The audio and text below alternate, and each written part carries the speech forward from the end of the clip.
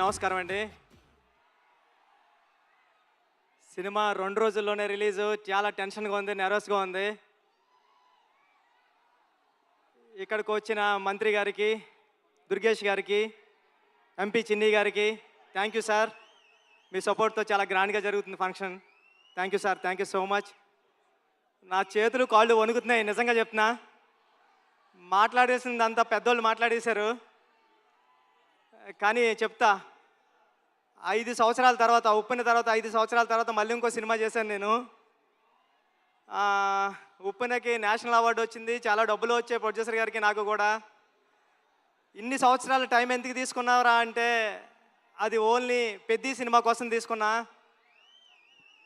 ఇక్కడే ఉప్పెన టైంలో నాకు విజయవాడలో చాలా మంచి అనుబంధం ఉంది. ఒక్క నిమిషం మాట్లాడేస్తాం, ఫటఫట్లాడతా. చరణ్ సార్ వచ్చేస్తారు నెక్స్ట్.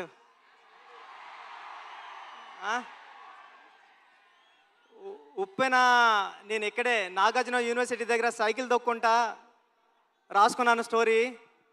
నేను ఫాదర్ అవుతున్నానని డాక్టర్ గారు చెప్పింది కూడా విజయవాడలోనే. ఆ దుర్గామాత బ్లెస్సింగ్స్ నాకు ఎప్పుడూ ఉంటాయని కోరుకుంటున్నాను. చరణ్ సార్, నేను ఉప్పెన అయిపోయిన తర్వాత ఎవరితో సినిమా చేయాలని టెన్షన్లో తిరుగుతూ ఉంటే నన్ను మీ దగ్గరికి తీసుకొచ్చారు మా గురువుగారు సుకుమార్ గారు. థ్యాంక్ యూ సుక్కు సార్, నన్ను చరణ్ సార్ దగ్గర కూర్చోబెట్టినందుకు తీసుకెళ్ళి. అంటే నాకు ఉప్పెన మెగాస్టార్ చిరంజీవి గారు ఇస్తే పెద్ది రామ్ చరణ్ గారు ఇచ్చారు.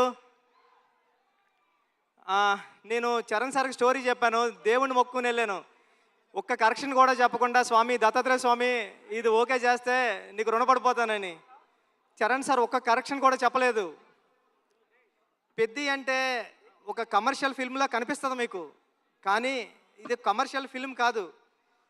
చాలా కమర్షియల్ ఫిల్మ్గా ఉంటూ ఒక ఎమోషనల్ డ్రామా ఇది. ఒక ఆటగాడి జర్నీ.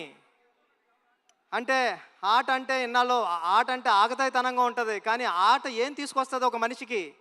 తన ఐడెంటిటీ తీసుకొస్తుంది, తన గౌరవం తీసుకొస్తుంది, తన చుట్టూ ఉన్న మనుషుల్ని కూడా మారుస్తుంది అని చెప్పే కథ పెద్ది. అంటే పెద్ది అంటే అలలా ఎగసపడిన మనిషి కథ కాదు, పడినా లేచిన మనిషి కథ పెద్ది. టెన్షన్గా ఉంది. చరణ్ సార్, అంటే ఈ జర్నీలో మీతో గడిపిన రోజులన్నీ నాకు గుర్తున్నాయి. షూటింగ్ డేస్ నుంచి మీరు ఎక్కడున్నాడు కూడా కనిపిస్తలేదు నాకు. షూటింగ్లో నేను కొత్త, అంటే సెకండ్ ఫిల్మ్కే ఒక స్టార్ హీరో డైరెక్టర్ నమ్మివ్వడం అంటే మామూలు విషయం కాదండి. ఉప్పెన అయిపోయిన తర్వాత, చాలా హిట్ అయిపోయిన తర్వాత చాలామంది అసిస్టెంట్ డైరెక్టర్స్ హైదరాబాద్లో కనిపించినప్పుడు కానీ కాల్ చేసి నాకు మాట్లాడారు, అన్న ఇంటికి వెళ్ళిపోతారనుకుంటే మా అమ్మ మా నాన్న ఇంకొక 2-3 సంవత్సరాలు ట్రై చేయరా, బుచ్చిబాబు లాంటి ఓడే డైరెక్టర్ అయ్యారంటే మీరు అవుతారని. అలాగా అంటే ఒక రెండో సినిమా డైరెక్టర్కి ఒక పెద్ద సినిమా స్టార్ డైరెక్టర్ సినిమా ఇవ్వడం అంటే మామూలు విషయం కాదు సార్. నన్ను నమ్మారు, నా కథను నమ్మారు.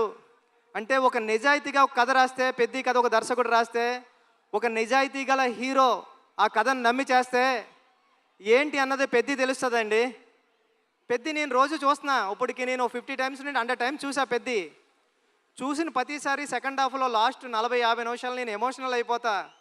నా కళ్ళంటే నీళ్ళు వస్తాయి. సేమ్ టైము నా చుట్టుపక్కల చూసిన వాళ్ళు కూడా అదే చెప్తున్నారు. వాళ్ళు చాలా ఎక్కువ చెప్పారు, నేను చెప్తే బాగోదని చెప్తలేదు. చాలా మంచి సినిమా తీసావురా, చాలా బాగుంటుంది సినిమా, అందరూ చూస్తారు అని చెప్తున్నారండి. ఈ సినిమా జూన్ 4th రిలీజ్ అవుతుంది. ఫ్యామిలీస్తో వెళ్ళండి, మీ కిడ్స్ని తీసుకుని వెళ్ళండి. అంటే పెద్ద అంటే ఒక ఆటంకం వస్తే ఆగిపోయే ఒక కుర్రోడి కథ కాదు, ఎన్ని ఆటంకాలు వచ్చినా ముందుకు సాగే కుర్రోడి కథ.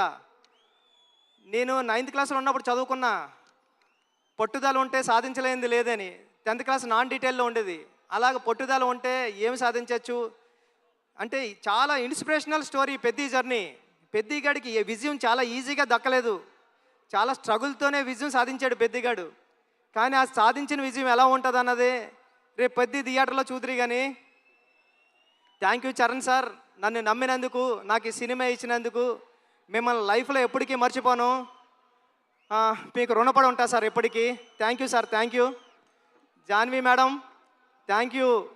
ఈ సినిమాకి మేమందరం మట్టిలో రస్టిక్గా ఉంటే మీరు తీసుకొచ్చి కలర్ యాడ్ చేశారు. మీ మదర్కి మేమందరం పెద్ద ఫ్యాన్స్.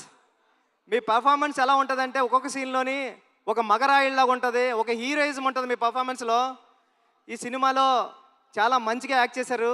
ఈ అచ్చియమ్మ క్యారెక్టర్ని కూడా మర్చిపోవడం అంత ఈజీ కాదు. క్లైమాక్స్లో మీరు చేసే ఆ పెర్ఫార్మెన్స్ కానీ అన్నీ. Satish sir, thank you so much. ఇంత పెద్ద సినిమాని నమ్మి ఏ రోజు ఒక మాట అనకుండా నన్ను ఒరే నువ్వు చేసుకోపో అన్నారు. ఇది 350 కోట్లు ఎంత అయింది, నాకు 25 కోట్లతో తీసా పెద్ద సినిమా. రవి గారు గట్ట ఉన్నారు, కానీ ఇప్పుడు ఇంత బడ్జెట్ సినిమా నాకు ఇచ్చారు. నేను జాగ్రత్తగానే చేశానని నమ్ముతున్నా, ఎందుకంటే మీరు ఎప్పుడు నవ్వుతానే స్మైల్తోనే ఉన్నారు. Thank you sir, thank you so much. Jagapathi Babu గారు, అంటే హీరో గారిలో రామ్ చరణ్ గారిని ఎలాగా నమ్ముతారో దీంట్లో అప్పల సూర్య అనే క్యారెక్టర్ ఉంటుంది. అది చాలా చాలా మంచి క్యారెక్టర్ అండి. అప్పల సూరి ఫస్ట్ హాఫ్లో అప్పల సూరిని హీరో గారిని ఎంత బరువైన హృదయంతో మోస్తారో అప్పల సూరి క్యారెక్టర్ని కూడా అంతే బరువైన హృదయంతో మోస్తారు. అప్పల సూరి సీన్స్ వచ్చినప్పుడు మీ కళ్ళంటే నీళ్ళు తిరగకపోతే నా పేరు బుచ్చిబాబు సానాయ్ కాదు. దివ్యేంద్ర గారు, love you so much brother.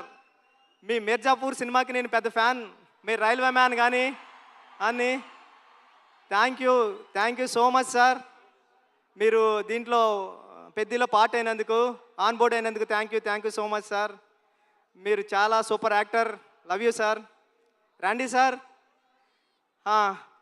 ఈ విజువల్స్ అందరూ చెప్తున్నారు, చెన్నైలో నేనుండి రెహమాన్ గారి దగ్గర ఉండి చేసినప్పుడు చెప్తున్నారు అందరూ, ర్యాండీ గారు చాలా బాగా తీశారా, పిక్చర్ అదిరిపోయింది అని.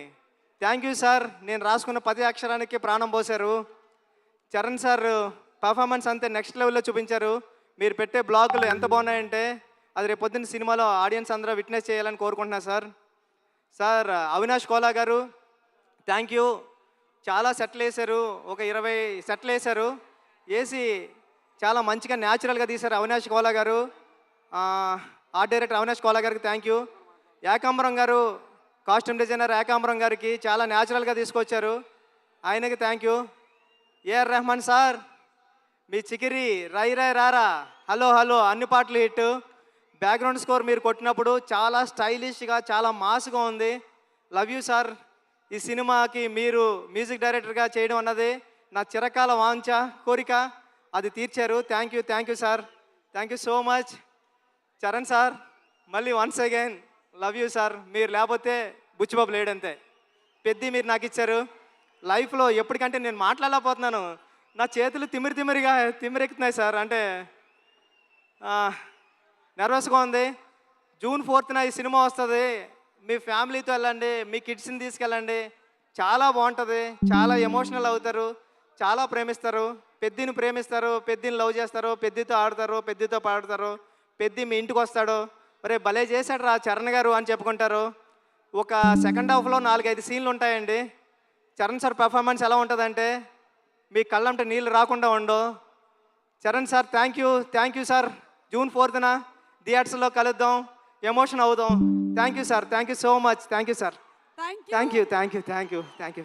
బుచ్చిబాబు గారు, వెళ్లే ముందు I know you are very emotional already. అయితే వెళ్లే ముందు ఒక క్వశ్చన్.